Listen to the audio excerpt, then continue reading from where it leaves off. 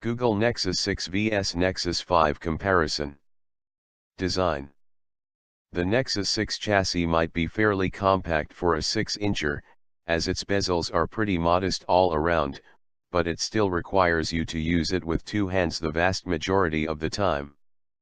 It also leaves a sizable impact in your pocket, to the point that it's very uncomfortable to sit with this thing in your pocket, depending on how tight your pants are. The only thing that saves its manageability somewhat is the dimpled logo on the back, where your index finger can rest more comfortably while operating the phone. The Nexus 5, in contrast, is much more compact, not overly thin, and pretty comfortable to hold and operate with one hand. Both phones are built sturdy and look unpretentious. They are somewhat devoid of premium materials, and yet are ready to withstand the tests of time, and a few drops in the process. The Nexus 5 side keys are wobblier and a tad less clicky than the metal ones on the Nexus 6, which also look more premium, and are jaded with a pattern for extra grip. Display. In sync with these times of super big screen smartphones, the Nexus 6 is equipped with a 5.96-inch 1440 x 2560 Quad HD AMOLED display. Needless to say, your fingers strain to reach the corners of the display, so two-handed operation should be enforced using it. We can't deny that its pixel density, clocking at a higher than normal 493 ppi, brings about sharp visuals for small text, icon edges, and the like. But so does the Nexus 5's panel, which is a 5180 x 1921, returning a pixel density of 445 ppi. This count is not a far cry from the pixel density on the Nexus 6, and, frankly, indistinguishable from the Quad HD display in that respect when observed with a naked eye. Where the Nexus 5 screen takes advantage, though, is a much higher brightness, and better color presentation. While the Nexus 6 exhibits the typical for AMOLED displays oversaturated colors, the Nexus 5's LG display is almost spot on. Its color and grayscale delta E deviations from the reference points are also much smaller than the ones of the Nexus 6. In terms of color temperature, both handsets perform very well, hitting close enough to the 6500K white point, which means the colors won't look overly cold or warm, so you can go shoe shopping on both. Just keep in mind the overblown hues on the Nexus 6, as you might get something else in the mail than what you ordered on the screen. Interface and functionality. Both being Nexus devices, the phones sport the latest Android 5.0 Lollipop build with all the flat and minimalistic material design it brings, and all the under-the-hood improvements, like a new kernel and native 64-bit support. The interface runs smooth on both handsets, without noticeable lag and hiccups, and moves in a typical fluid stock Android fashion. And of course, there are all of the cool new features of Lollipop, which, like any successive update, only diversifies and deepens the experience. We're not going to rehash all of them, but we'll share a couple that stand out. In particular, we're ecstatic to see that we're now given support for multiple users, which isn't something necessarily new with Android per SE, seeing that Android tablets have offered this feature since the release of Android 4.2 Jelly Bean. With Android 5.0 Lollipop, however, this is the first time smartphones are being given access to it. Processor and memory.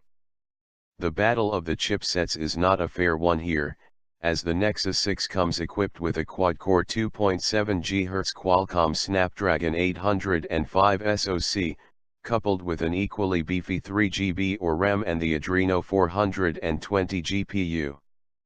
The Nexus 5 steps 2 CPU generations back, donning a 2.3 GHz Snapdragon 800 Silicon and 2GB RAM. Frankly, since both are running the light and flat stock Android interface, they both feel fast and fluid in everyday usage. Nexus 6 models come with either 32 GB or 64 GB of internal storage, while Nexus 5 starts you off with 16 GB, and you can pay extra for a 32 GB option. Both are lacking microSD slots for storage expansion, so pick wisely. Camera. The 13MP camera on the Nexus 6 features an f/2.0 aperture lens, optical image stabilization, dual LED flash ring, 2-megapixel front camera, and up to UHD 4K video recording. The Nexus 5 answers with quite the modest 8MP shooter with f/2.4 aperture and optical image stabilization in its turn, able to muster 1080p video recording only. The snapping app on both phones is Google's Camera One that's been available for quite some time as a downloadable app in the Play Store. Yet again, we can see Lollipop's favor of offering a cleaner and simpler UI, since the camera app's interface is predominantly reserved for the viewfinder. In terms of shooting modes, we're given photosphere, panorama, HDR and lens blur.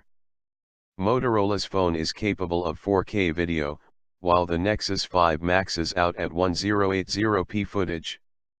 The Nexus 6 video is very fluid, and the optical image stabilization makes the scene just flow in front of the lens without jittery effects. The color presentation is slightly colder than reality, while the overly warm tones from the Nexus 5, whose video is yellowish to the point of unpleasantness.